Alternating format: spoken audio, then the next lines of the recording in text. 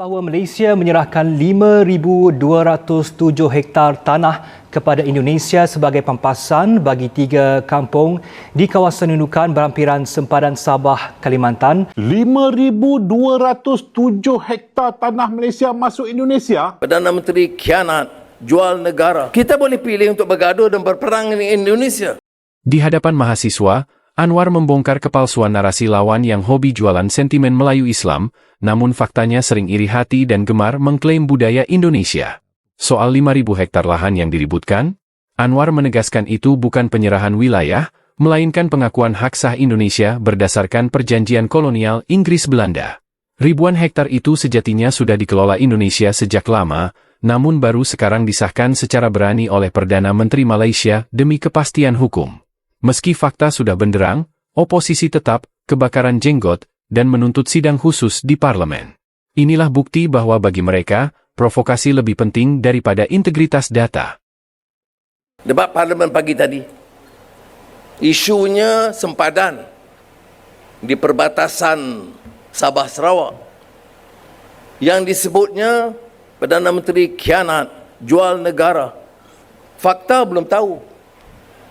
Baca malas, mengaji tak mahu, panggil bodoh dia marah. Tapi yang berlaku, tidak ada perbahasan yang mempertahankan mutu dan mencari kebenaran. Kita boleh pilih untuk bergaduh dan berperang dengan Indonesia. Itu negara jiran. Tapi kita pilih untuk berdamai. Kita pilih untuk pertahankan hak dan kawasan kita. Tapi kita juga tahu, kalau kita mau Indonesia itu pertahan hak dan kedaulatan kita, kita juga harus hormat hak dan kedaulatan mereka. Itu cara kita hidup. Seperti mana apa yang kita lakukan hari ini. Saya mau semua kaum hormat semua kaum lain. Tapi semua kaum lain harus hormat yang lain. Dia tidak zero sum game. Dia mesti quid pro quo. Ya.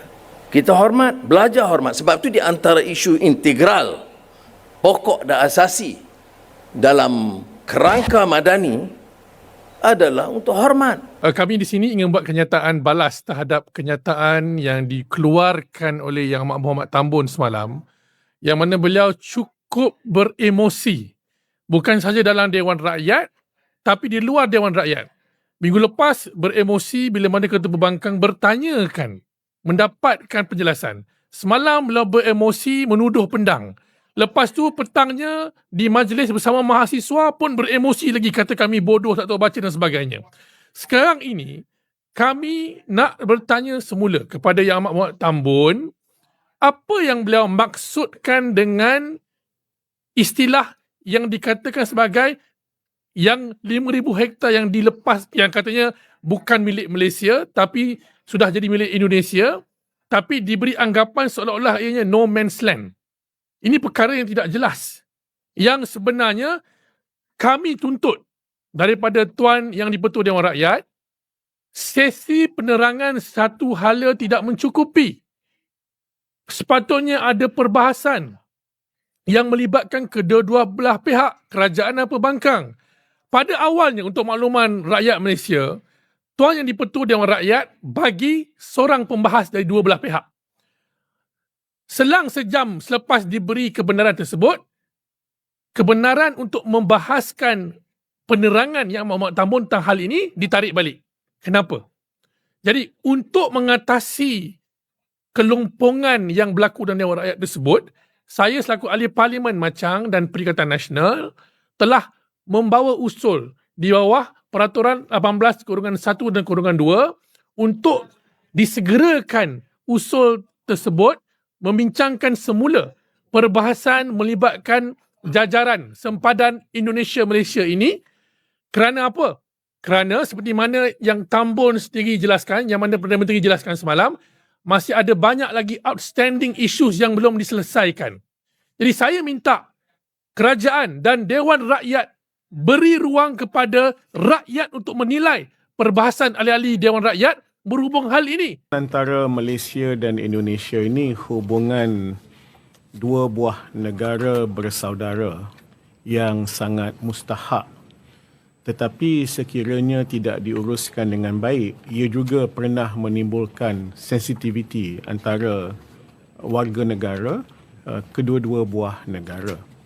Sebab itu kita harus sangat teliti apabila melakukan perundingan sempadan. Saya sebenarnya semalam berharap yang Perdana Menteri akan menjelaskan lebih luas bahawa kita ada dua jenis rundingan sempadan dengan Indonesia, yakni yang dipanggil land dispute dan juga maritime dispute.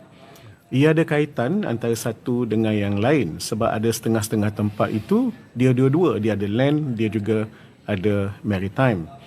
Jadi yang semalam dijelaskan untuk satu kes, tetapi kita harus ingat sebelum ini ada banyak persoalan tentang perkara-perkara yang lain, misalnya dispute dalam Laut Sulawesi.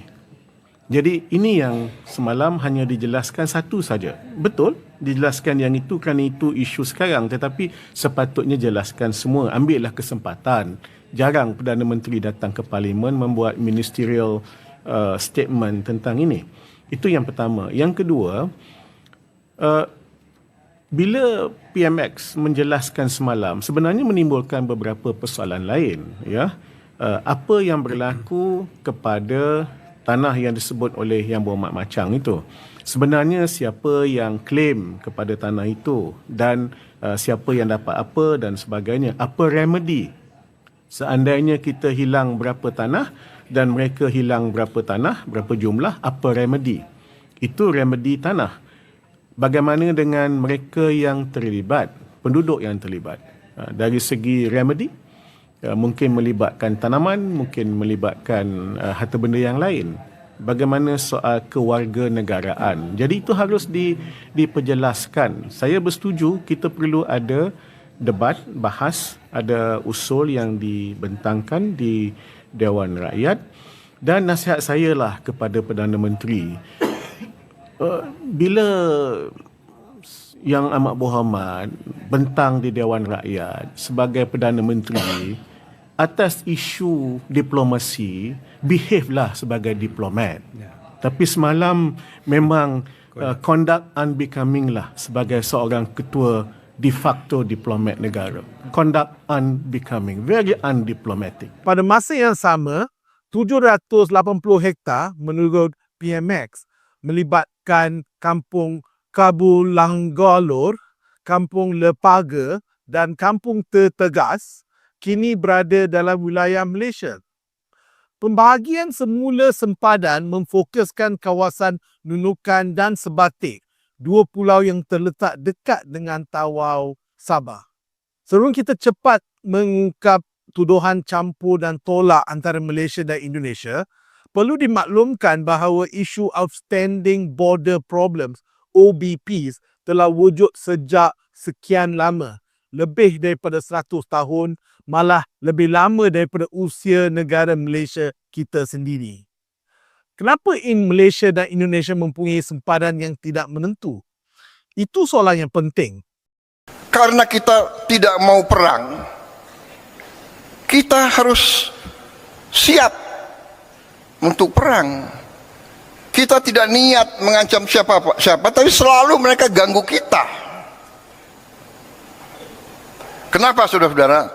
Karena Indonesia, Nusantara kita, semua pulau-pulau kita adalah kaya dengan sumber daya alam yang luar biasa.